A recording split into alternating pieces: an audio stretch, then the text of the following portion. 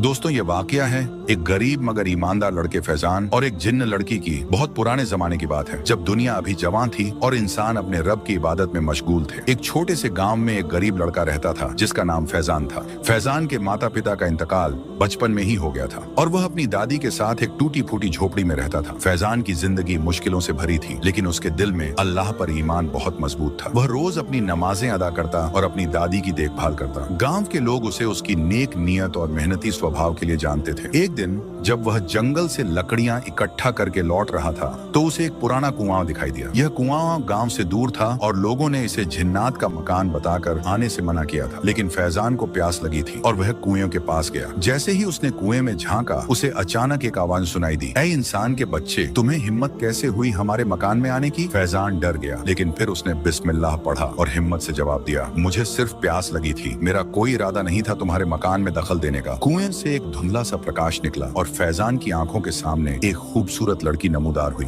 उसकी आंखें चमकदार थीं और उसके बाल हवा में लहराते हुए महसूस होते थे। हालांकि कोई हवा नहीं चल रही थी। फैजान ने अपनी आंखें झपकार और कदम पीछे हटा लिए। वह जानता था कि जिन्नात के साथ किसी भी तरह का संपर्क खतरनाक हो सकता है। फैजान ने डरते हुए कहा, तुम कौन हो? मेरा नाम रेहाना है। उसने कहा, मैं जिन्नात की दुनिया से हूँ, डरो मत, मैं तुम्हें नुकसान नहीं पहुँचाऊंगी। मैं एक मुस्लिम जिन्न हूँ और अल्लाह की इबादत करती हूँ जैसे तुम इंसान करते हो। फैजान अभी भी डरा हुआ था, लेकिन उसने अपने आप को संभाला और बोला, अगर तुम वाकई में अल्लाह की बंदी हो तो मुझे माफ करो और मुझे वापस अपने गांव जाने दो। रेहाना ने मुस्कुराते हुए कहा, तुम जा सकते हो, लेकिन मैं तुम्हारी मदद करना चाहती हूँ। मुझे पता है कि तुम्हारी दादी बीमार है और तुम्हारे पास उनके इलाज के लिए पैसे नहीं है। फैजान हैरान रह गया, तुम्हें यह कैसे मालूम? रेहाना ने मासूमियत से कहा, हम जिन्नात इंसानों की दुनिया देख सकते हैं। मैंने तुम्हें कई दिनों से देखा है। तुम्हारी मेहनत और ईमानदारी मुझे बहुत अच्छी लगी। फैजान ने अपने कदम पीछे की ओर बढ़ाए। मेरी मदद कैसे कर सकती हो तुम? रेहाना ने अपना हाथ आगे बढ़ाया और उसकी हथेली पर एक छोटा सा पत्थर था जो अंदर से जगमगा रहा था। ये एक खजाना है, इसे अपने साथ रखो और जब भी तुम्हें जरूरत हो इसे अपनी हथेली पर रखकर मेरा नाम लो। मैं आ जाऊंगी और तुम्हारी मदद करूंगी। फैजान ने झिझकते हुए पत्थर लिया। मैं इसका क्या करूंगा और तुम मेरी मदद क्यों करना चाहती हो? रेहाना ने अपनी आंखें झुका ली, क्योंकि मुझे तुम्हारी ईमानदारी और नेकी बहुत पसंद है, लेकिन मुझे एक वादा चाहिए, तुम किसी को भी मेरे बारे में नहीं बताओगे,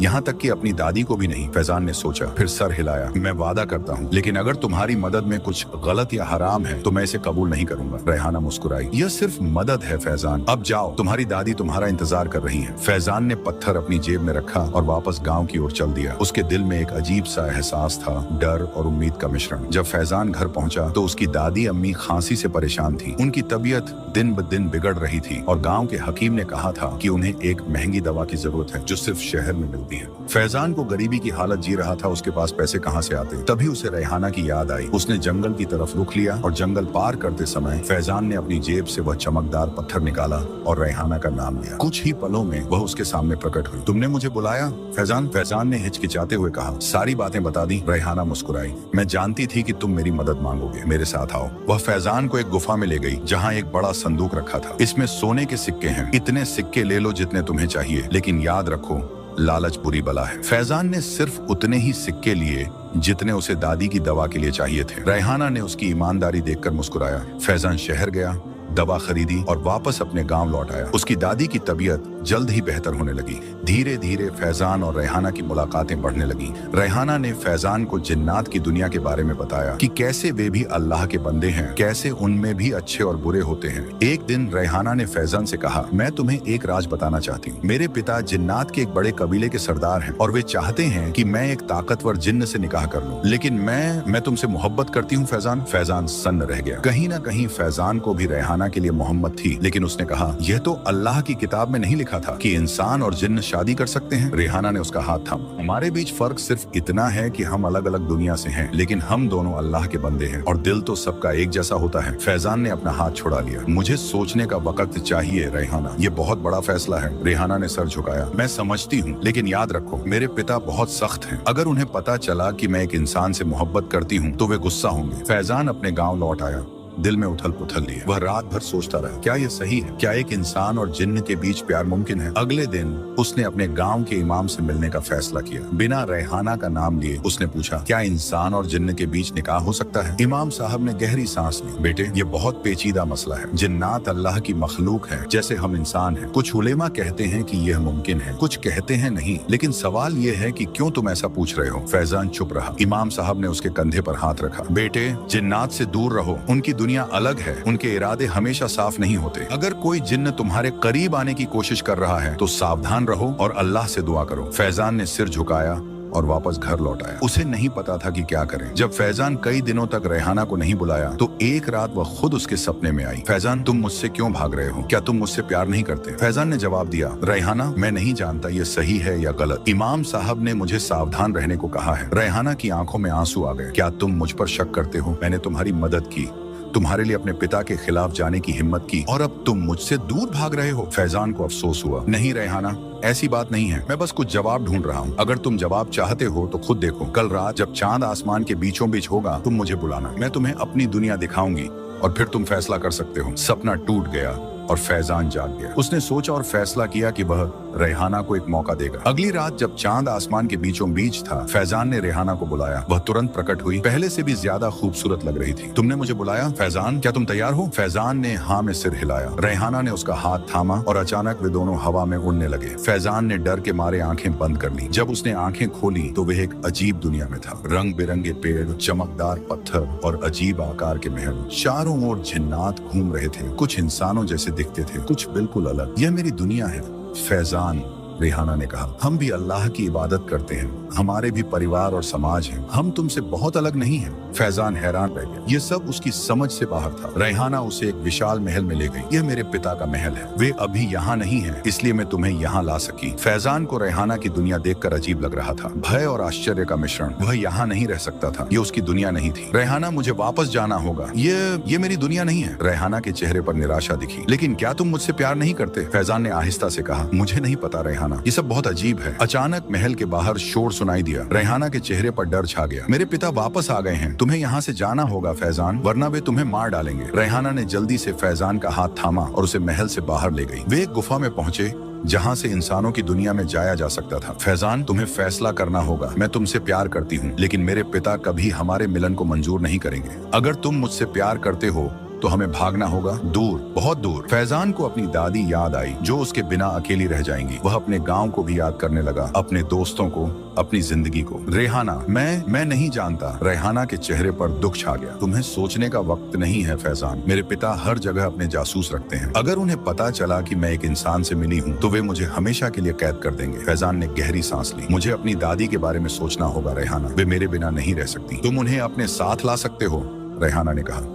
हम तीनों साथ रहेंगे, कहीं दूर। फैजान ने सोचा, मुझे कुछ दिन चाहिए रेहाना, मैं अपनी दादी से बात करूंगा, उन्हें तैयार करूंगा, फिर हम जाएंगे। रेहाना ने असहमति से सिर हिलाया। हमारे पास वक्त नहीं है फैजान, मेरे पिता जल्द ही सब कुछ जान जाएंगे। सिर्फ 3 दिन रेहाना, मुझे सिर्फ 3 दिन दो। रेहाना ने हाँ में सिर हिला दिया। ठीक है, 3 दिन, लेकिन याद रखो ये खतरनाक है। वह फैजान को वापस उसके गांव ले आई और अंधेरे में गायब हो। अगले दिन फैजान बेचैन था। उसे समझ नहीं आ रहा था कि क्या करे। वह अपनी दादी को ऐसे कैसे छोड़ सकता था? लेकिन अगर वह रेहाना को इनकार करता तो क्या होगा? वह अपनी दादी के पास गया, जो अब ठीक हो रही थी। दादी अम्मी, अगर मैं आपको बताऊं कि मुझे दूर जाना है तो आप क्या कहेंगी? दादी ने उसे गौर से देखा। क्या बात है फैजान, तुम परेशान लग रहे हो। फैजान ने सच बताने का फैसला किया। वह दादी को सब कुछ बता देगा, रेहाना के बारे में, जिन्नात की दुनिया, सब कुछ। लेकिन जैसे ही वह कुछ कहने वाला था, दरवाजे पर दस्तक हुई। बाहर गांव का चौकीदार खड़ा था। फैजान, इमाम साहब तुम्हें फौरन बुला रहे हैं, कुछ जरूरी बात करनी है। फैजान हैरान रह गया। क्या इमाम साहब को कुछ पता चला गया था? वह मस्जिद पहुंचा जहां इमाम साहब उसका इंतजार कर रहे थे। उनके साथ एक बूढ़ा आदमी था जिसे फैजान नहीं पहचानता था। फैजान, ये शेख अब्दुल्ला है, ये हमारे पड़ोसी गाँव से आए हैं और जिन्नात के बारे में बहुत कुछ जानते हैं। फैजान के दिल की धड़कन तेज हो गई। शेख अब्दुल्लाह ने धीरे से कहा, बेटे, मुझे पता चला है कि तुम्हारा एक जिन्नी से संपर्क हुआ है। फैजान ने हैरानी से उन्हें देखा। आपको कैसे पता? मैं जिन्नात को देख सकता हूँ, उनकी बातें सुन सकता हूँ, मुझे हर चीज पता है जो इस गांव के आसपास होती है, और मुझे यह भी पता है कि तुम एक बड़े खतरे में हो। फैजान ने गहरी सांस ली। शेख साहब, वह एक अच्छी जिनी है, वो मुझे नुकसान नहीं पहुंचाएगी। शेख अब्दुल्लाह ने सिर हिलाया। बेटे, जिन्नात चालाक होते हैं, वे इंसानों को धोखा देने में माहिर हैं। वह जिन्नी जिसे तुम रेहाना कहते हो, वह तुम्हें सच नहीं बता रही है। फैजान स्तब्ध रह गया। आपको उसका नाम कैसे पता? मैंने कहा ना, मैं जिन्नात की बातें सुन सकता हूँ। उस जीची का असली नाम रेहाना नहीं है, और वह मुस्लिम जिन भी नहीं है। वह शैतानी जिन्नात में से एक है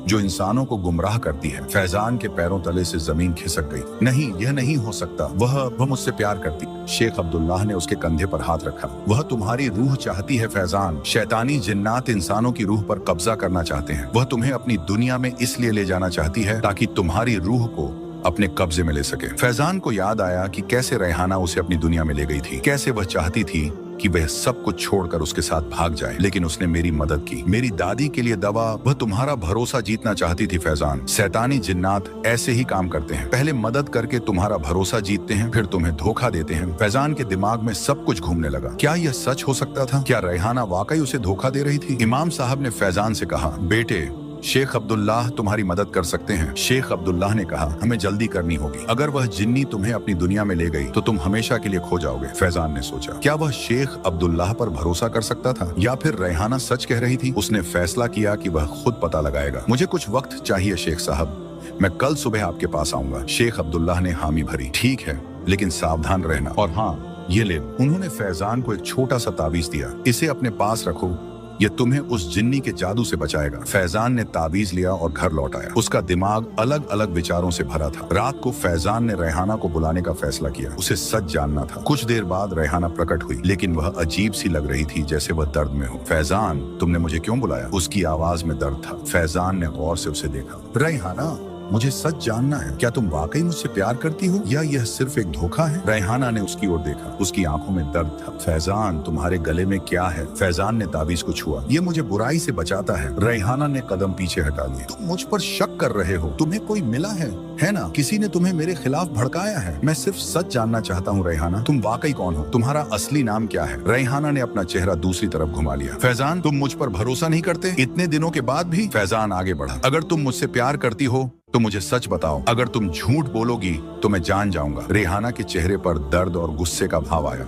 ठीक है फैजान, तुम सच जानना चाहते हो? सच ये है कि मेरा नाम रेहाना नहीं है, मैं लैला हूँ, और हाँ, मैं एक शैतानी जिन्न हूँ। फैजान के दिल में एक तीर सा लगा। शेख अब्दुल्लाह सही थे। लैला ने आगे कहा, लेकिन मैं तुमसे झूठ नहीं बोली कि मैं तुमसे प्यार करती हूँ। यह सच है फैजान, मैं तुमसे प्यार करती हूँ, चाहे मैं कोई भी हूँ। फैजान पीछे हटा। तुम मेरी रूह चाहती हो, है ना? तुम मुझे अपनी दुनिया में इसलिए ले जाना चाहती थी ताकि मेरी रूह पर कब्जा कर सको। लैला ने कहा, नहीं फैजान, मैं तुमसे मोहब्बत करती हूँ। फैजान अब भी संशय में था। तुमने मुझे धोखा दिया लैला, तुमने मुझसे झूठ बोला। लैला ने आहिस्ता से कहा, क्या तुम मुझे बताते अगर मैं तुम्हें सच बताती? क्या तुम एक शैतानी जिन्न से दोस्ती करते? फैजान ने जवाब नहीं दिया। लैला आगे बढ़ी। फैजान, मैं जानती हूँ कि तुम मुझ पर भरोसा नहीं कर सकते, लेकिन मैं तुम्हें एक मौका देना चाहती हूँ। कल रात जब चांद आसमान के बीचों बीच होगा, तुम पुराने कुएं पर आना। वहाँ मैं तुम्हें एक ऐसा राज बताऊंगी जो तुम्हारी जिंदगी बदल देगा। फैजान हिचकिचाया। मुझे क्यों आना चाहिए? क्योंकि फैजान, तुम्हारी दादी की जिंदगी खतरे में है और सिर्फ मैं उन्हें बचा सकती हूँ। इससे पहले कि फैजान कुछ कह पाता, लैला गायब हो गई। फैजान रात भर सोचता रहा, क्या वह लैला पर भरोसा कर सकता था? क्या उसकी दादी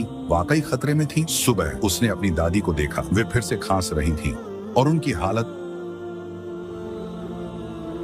पहले से बदतर लग रही थी। फैजान अपनी दादी की हालत देख न सका। फैजान ने फैसला किया कि वह लैला से मिलेगा। शायद वह सच कह रही थी, शायद वह वाकई उसकी दादी की मदद कर सकती थी। रात को जब चांद आसमान के बीचों बीच था, फैजान पुराने कुएं पर पहुंचा। वहाँ अंधेरे में लैला उसका इंतजार कर रही थी। फैजान ने कहा, तुमने मेरी दादी के साथ क्या किए हो? तुम मेरी दादी को धमकी दे रही हो? लैला ने सिर हिलाया। नहीं फैजान, मैं धमकी नहीं दे रही, ये सच है। तुम्हारी दादी पर एक बुरी रूह का साया है। उस दवा में जो मैंने तुम्हें दी थी एक जादू था। वह जादू उन्हें थोड़े समय के लिए ठीक कर देगा, लेकिन फिर वे और भी बीमार हो जाएंगी। सिर्फ मैं उस जादू को हटा सकती हूँ। फैजान के दिल में गुस्सा और डर का मिश्रण था। तुमने मेरी दादी को जादू कर दिया? मुझे माफ करो फैजान, मुझे तुम्हारा भरोसा जीतना था, लेकिन अब मैं सब ठीक करना चाहती हूँ। लैला ने अपनी हथेली पर एक छोटा सा पत्थर रखा, वही पत्थर जो उसने फैजान को दिया था। इस पत्थर में बहुत ताकत है फैजान, वह तुम्हारी दादी को बचा सकता है, लेकिन एक शर्त पर। फैजान ने पूछा, कौन सी शर्त? तुम्हें मेरे साथ आना होगा फैजान, मेरी दुनिया में हमेशा के लिए। फैजान के दिल की धड़कन तेज हो गई। और अगर मैं इनकार कर दूं? लैला ने उदास होकर कहा, तब तुम्हारी दादी बच नहीं पाएंगी, वह जादू उन्हें ले जाएगा। फैजान ने अपने गले में पहने ताबीज को हुआ। तुम मुझसे प्यार करती हो लैला? लैला ने आंखें झुका ली। हाँ फैजान, मैं तुमसे बहुत प्यार करती हूँ। तो फिर मुझे मजबूर क्यों कर रही हो? अगर तुम मुझसे प्यार करती हो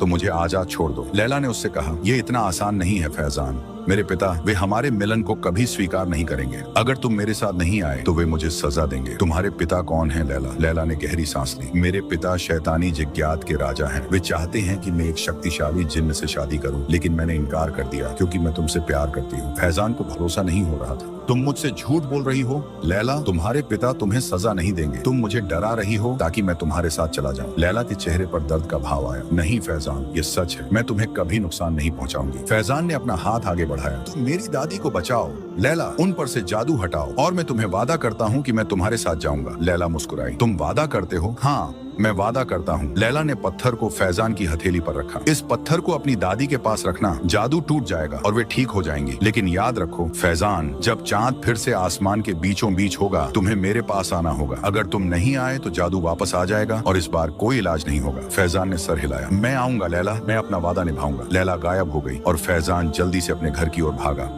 उसकी दादी अब बहुत कमजोर हो गई थी और लगातार खांस रही थी। उसने पत्थर को अपनी दादी के पास रखा। पत्थर से एक हल्की रोशनी निकली और अचानक उसकी दादी की खांसी रुक गई। उनका चेहरा शांत हो गया और वे गहरी नींद में सो गई। फैजान ने राहत की सांस ली। लैला ने सच कहा था, उसकी दादी पर जादू था और अब वह टूट गया था। अगली सुबह फैजान की दादी बिल्कुल ठीक हो गई थी। उन्होंने कहा कि वे पहले कभी इतनी अच्छी महसूस नहीं कर रही थी। फैजान खुश था लेकिन उसके दिल में डर भी था। आज रात उसे लैला के पास जाना था अपने वादे के अनुसार। वह अपनी दादी को कैसे छोड़ सकता था? फैजान ने सब कुछ बताने का फैसला किया। वह अपनी दादी को लैला के बारे में, जिन्नात के बारे में सब कुछ बता देगा। लेकिन जैसे ही वह कुछ कहने वाला था दरवाजे पर दस्तक हुई। बाहर शेख अब्दुल्लाह खड़े थे। शेख साहब आप कहाँ थे? फैजान ने पूछा। शेख अब्दुल्लाह ने गंभीर स्वर में कहा, फैजान हमें बात करनी है अकेले में। वे दोनों बाहर गए जहाँ कोई उन्हें सुन न सके। फैजान मुझे पता है कि तुम कल रात लैला से मिले थे। फैजान हैरान। आपको कैसे पता? मैंने कहा था ना, मैं जिन्नात को देख सकता हूँ, उनकी बातें सुन सकता हूँ। मैं जानता हूँ कि उसने तुम्हारी दादी पर जादू किया था और अब उसने तुमसे वादा लिया है कि तुम उसके साथ जाओगे। फैजान ने सर झुकाया। हाँ शेख साहब, मैंने वादा किया है और मुझे अपना वादा निभाना होगा। शेख अब्दुल्लाह ने उसके कंधे पर हाथ रखा। बेटे वो तुम्हें धोखा दे रही है। अगर तुम उसके साथ गए तो तुम हमेशा के लिए खो जाओगे। तुम्हारी रूह उसकी हो जाएगी। फैजान ने हैरानी से पूछा, लेकिन उसने मेरी दादी को बचाया। वह सच कह रही होगी। शायद वह वाकई मुझसे प्यार करती है। शेख अब्दुल्लाह ने गंभीरता से कहा, वह तुम्हारी दादी को इसलिए बचाया क्योंकि वह तुम्हें चाहती है। फैजान शैतानी जिन्नात इसी तरह काम करते हैं। वे पहले मदद करके तुम्हारा भरोसा जीतते हैं, फिर तुम्हें धोखा देते हैं। फैजान ने गहरी सांस ली। तो मैं क्या करें रोक साहब? मैंने वादा किया है। शेख अब्दुल्लाह ने एक छोटा सा बटुआ निकाला। इसमें एक तावीज है जो तुम्हें उसके जादू से बचाएगा। आज रात जब तुम उससे मिलने जाओ इसे अपने साथ रखना। जब वह तुम्हें अपनी दुनिया में ले जाने की कोशिश करे इसे उसकी ओर फेंक देना और आऊजु बिल्लाह मिन शैतानिर रजीम कहना। उसका जादू टूट जाएगा और वह हमेशा के लिए चली जाएगी। फैजान ने बटुए को लिया और अपनी जेब में रख लिया। शुक्रिया शेख साहब। शेख अब्दुल्लाह ने उसे दुजा दी और चले गए। रात को जब चांद आसमान के बीचों बीच था फैजान पुराने कुएं पर पहुंचा। वहाँ अंधेरे में लैला उसका इंतजार कर रही थी। तुम आए फैजान, मुझे पता था कि तुम अपना वादा निभाओगे। फैजान ने कदम आगे बढ़ाया। हाँ लैला, मैं अपना वादा निभाने आया हूँ। लैला ने अपना हाथ आगे बढ़ाया। तो चलो फैजान, मेरी दुनिया में हम हमेशा साथ रहेंगे। फैजान ने उसका हाथ थाम लिया लेकिन दूसरे हाथ से उसने जेब से बटुआ निकाला। लैला मुझे एक बात बताओ, क्या तुम सच में मुझसे प्यार करती हो या यह सिर्फ एक धोखा है? लैला ने उसकी आंखों में देखा। फैजान मैं तुमसे बहुत प्यार करती है। हाँ मैंने तुम्हारी दादी पर जादू किया था लेकिन सिर्फ इसलिए क्योंकि मैं तुम्हें अपने पास चाहती थी। मेरे पिता मुझे सजा देंगे अगर मैं तुम्हें अपने साथ नहीं लाई। फैजान ने बटुए को कसकर पकड़ा। और अगर मैं तुम्हारे साथ गया तो क्या होगा? मैं अपनी दादी को फिर कभी नहीं देख पाऊंगा। लैला ने उदास होकर कहा, नहीं फैजान, एक बार जब तुम हमारी दुनिया में आ जाओगे तो वापस नहीं जा सकोगे, लेकिन हम वहाँ खुश रहेंगे, मैं वादा करती हूँ। फैजान ने एक पल के लिए सोचा, फिर बटुए को छोड़ दिया और लैला का हाथ थाम लिया। मुझे तुम पर भरोसा है लैला। लैला की आंखों में खुशी की चमक आई। चलो फैजान, हमारी नई जिंदगी शुरू हो रही है। जैसे ही वे कुएं की ओर बढ़े फैजान ने रुक कर कहा, एक मिनट। लैला, मुझे एक और बात पूछनी है। लैला ने पलटकर उसे देखा। क्या फैजान? शेख अब्दुल्लाह कौन है? उन्हें जिन्नात के बारे में उतना कैसे पता है? लैला के चेहरे पर हैरानी का भाव आया। शेख अब्दुल्लाह? वह कौन है? फैजान ने उसे बताया कि कैसे शेख अब्दुल्लाह ने उसे लैला के बारे में चेतावनी दी थी, कैसे उन्होंने कहा था कि वह एक रौतानी जिन्न है जो उसकी रूह चाहती है। लैला के चेहरे पर डर छा गया। फैजान, तुम्हारे गांव में कोई शेख अब्दुल्लाह नहीं है, ये कोई और है जो मुझे तुमसे दूर करना चाहता है। फैजान हैरान रह गया। क्या मतलब? फैजान, मुझे लगता है कि वह शेख अब्दुल्लाह एक जिन्न है, मेरे पिता का भेजा हुआ, जो हमारे मिलन को रोकना चाहता है। फैजान के दिमाग में सब कुछ घूमने लगा। क्या शेख अब्दुल्लाह भी एक जिन्न थे? क्या वे उसे धोखा दे रहे थे? लैला, तुम मुझसे सच कह रही हो? लैला ने उसकी आंखों में देखा। हाँ फैजान, मैं कसम खाती हूँ, अल्लाह की कसम। फैजान इस पेचीदा स्थिति में फंस गया था। किस पर भरोसा करें, लैला पर या शेख अब्दुल्लाह पर? फैजान गहरी सोच में पड़ गया। दिमाग में कई सवाल चक्कर काट रहे थे। अगर शेख अब्दुल्लाह वाकई एक जिन्न थे तो क्या वे लैला के पिता के भेजे हुए थे, या वे कोई और थे जो उसकी मदद करना चाहते थे? लैला,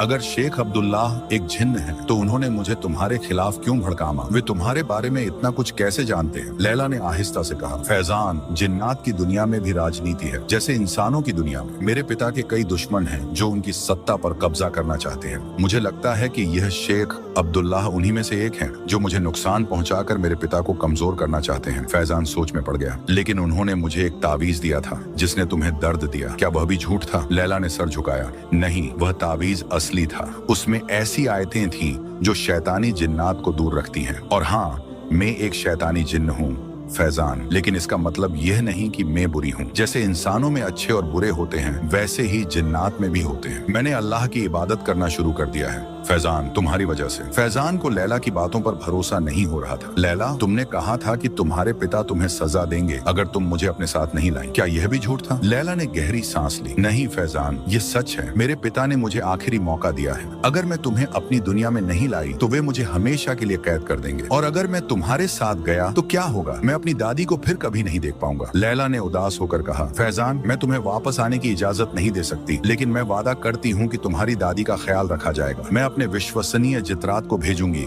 जो उनकी हिफाजत करेंगे। फैजान ने अपना हाथ छुड़ा लिया। मुझे इस पर सोचना होगा लैला, मैं अपनी दादी को नहीं छोड़ सकता। लैला के चेहरे पर निराशा दिखी। फैजान, हमारे पास वक्त नहीं है। मेरे पिता के जासूस हर जगह हैं, वे हमें देख रहे हैं। मुझे थोड़ा वक्त दो लैला, सिर्फ थोड़ा सा। लैला ने अंततः हाँ में सिर हिला दिया। ठीक है फैजान, लेकिन जल्दी करो, हम दोनों खतरे में हैं। अचानक एक तेज आवाज आई, जैसे आसमान फट गया हो। लैला डर गई। वे आ गए। फैजाना, मेरे पिता के जासूसा, हमें जल्दी जाना होगा। आसमान में काले बादल छा गए और बिजली चमकने लगी। कुएं से एक अजीब सी रोशनी निकलने लगी। फैजान ने बटुए को छुआ जो अभी भी उसकी जेब में था। शेख अब्दुल्लाह ने कहा था कि इसमें एक तावीज है जो उसे लैला के जादू से बचाएगा। लेकिन अगर शेख अब्दुल्लाह खुद एक जिन्न थे तो क्या यह तावीज भी एक जाल था? अचानक अंधेरे से एक आवाज आई। फैजाना, वह तुम्हें धोखा दे रही है। यह शेख अब्दुल्लाह थे जो उनकी ओर तेजी से बढ़ रहे थे। लैला चीखी। देखो फैजाना, वह आ गया, वह मेरे पिता का जासूस है। शेख अब्दुल्लाह फैजान के पास पहुंचे। फैजान, वह झूठ बोल रही है, वह तुम्हारी रूह पर कब्जा करना चाहती है। फैजान हैरान रह गया। कौन सच कह रहा था, लैला या शेख अब्दुल्लाह? शेख अब्दुल्लाह ने अपना हाथ आगे बढ़ाया। फैजान, जल्दी उस तावीज को फेंकते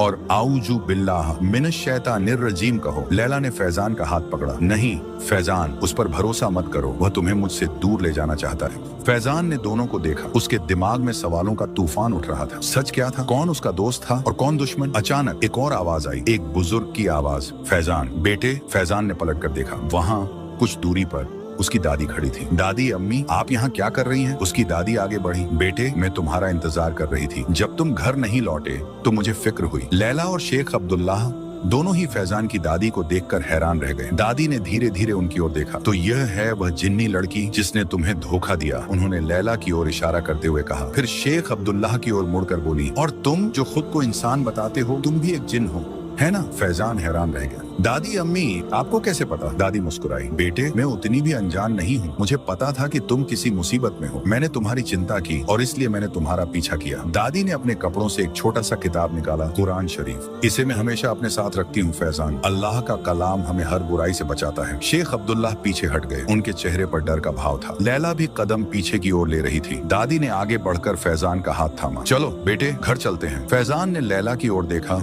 जो अभी भी खड़ी थी, उसकी आंखों में आंसू थे। लैला, तुमने मुझसे झूठ बोला। लैला ने सिर झुका लिया। फैजान, मैंने तुमसे झूठ नहीं बोला कि मैं तुमसे प्यार करती हूँ, ये सच है। लेकिन हाँ, मैंने तुम्हें अपनी दुनिया में ले जाना चाहा, क्योंकि मैं तुम्हें अपने पास रखना चाहती थी। फैजान ने अपनी दादी का हाथ कसकर थामा। मुझे माफ करो लैला, लेकिन मैं अपनी दुनिया नहीं छोड़ सकता। दादी ने कुरान शरीफ ऊपर उठाया और आयतुल कुर्सी पढ़ना शुरू किया। अल्लाहु ला इलाहा इल्ला हुवल हय्युल कय्यूम। जैसे जैसे वे आयतें पढ़ती गईं, लैला और शेख अब्दुल्ला दोनों असहज होने लगे। उनके चेहरों पर दर्द का भाव आया। अचानक एक तेज रोशनी चमकी और जब फैजान ने फिर से देखा तो लैला और शेख अब्दुल्ला गायब हो गए थे। कुआं भी अब एक साधारण कुआं लग रहा था, बिना किसी अजीब रोशनी के। दादी ने गहरी सांस ली और कुरान शरीफ को अपने सीने से लगाया। चलो बेटे, अब सब ठीक है। फैजान दादी के साथ घर की ओर चल दिया, दिल में अजीब से एहसास के साथ राहत और दुख का मिश्रण। कई दिन बीत गए। फैजान अपनी दादी के साथ रहा, उन्हें हर तरह से खुश रखने की कोशिश करता, लेकिन उसके दिल में एक अजीब सा खालीपन था, जैसे कुछ गुम हो गया हो। एक दिन जब वह जंगल से लकड़ियां इकट्ठा करके लौट रहा था, उसका कदम